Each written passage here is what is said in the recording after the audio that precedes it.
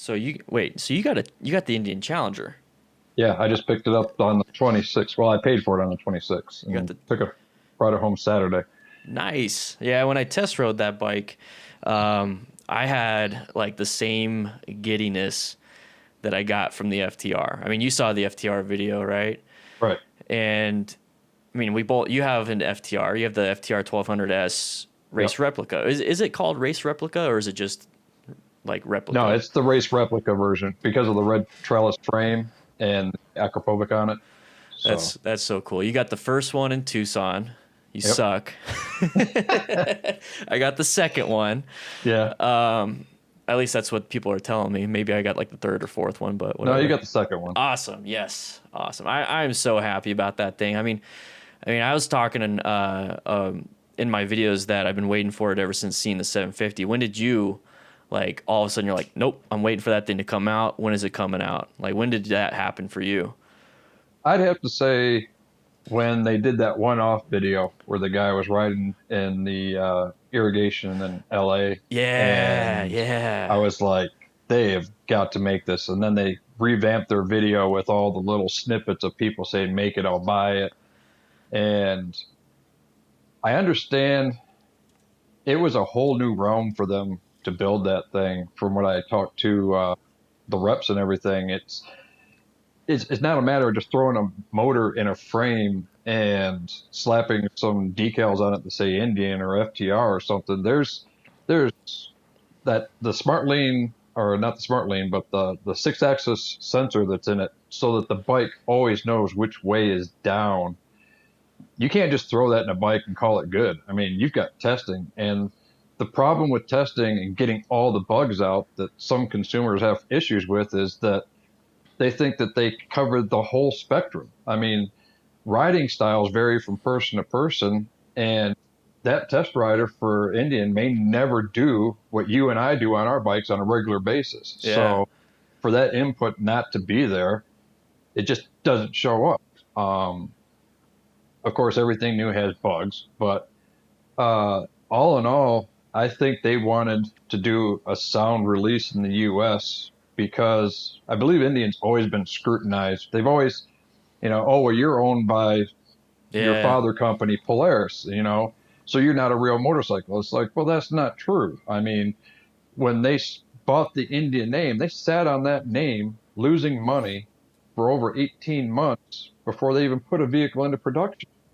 So that just shows commitment. I mean, anybody can throw a motor into a frame and call it an Indian. They Yeah. did that twice and it didn't work out. Yeah, I was gonna say like sitting like I have a tough time sitting on a video for like 2 days because it's like I want it out now. So I can't Yeah. imagine sitting on the Indian name, which is this huge brand, for 18 months. I mean, they could have just seriously thrown one of those like victories and just Yeah. literally just flip the a logo and then be like, hey, it's an Indian, and then people, yeah. So they were smart about that. They definitely were.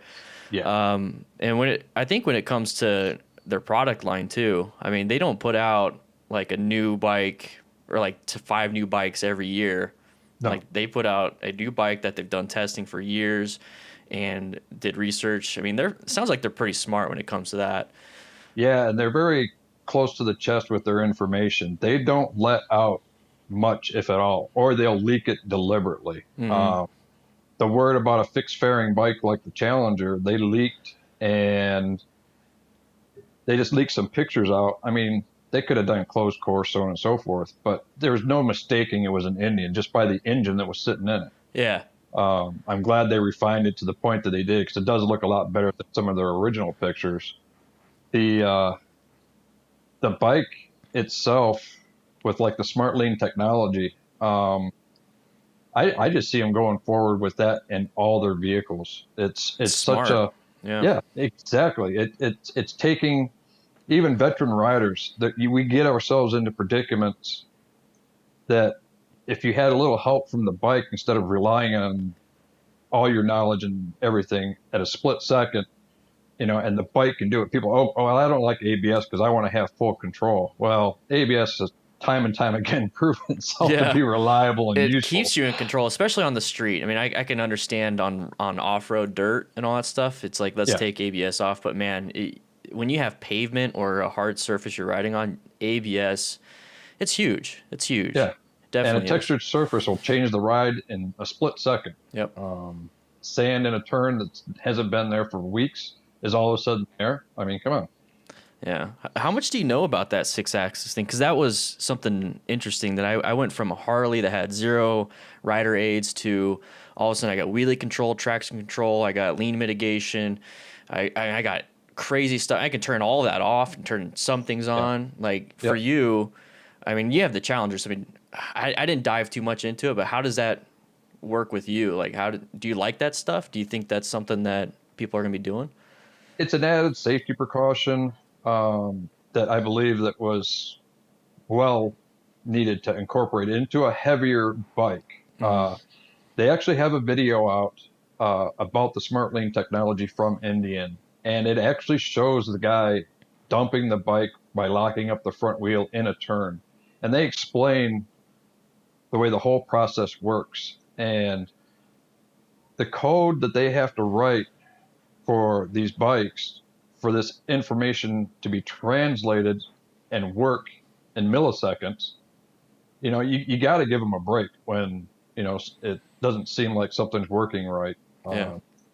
Their best feedback is patient customers that are willing to come in the shop and say, hey, my bike's doing this, what can we do about it?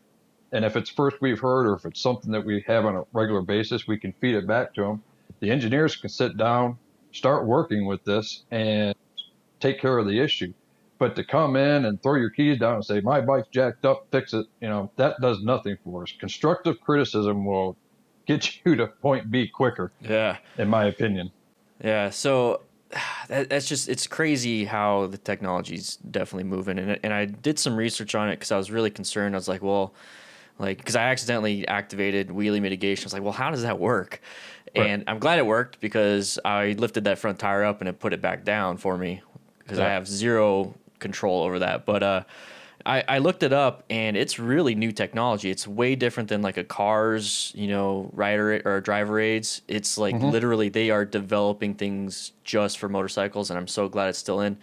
And that's definitely not something that MotoGP riders would use. I mean, they lean and then they push it. So this is something definitely for the street and consumer riders, which that's awesome that they're doing. I think they need to do more just like that.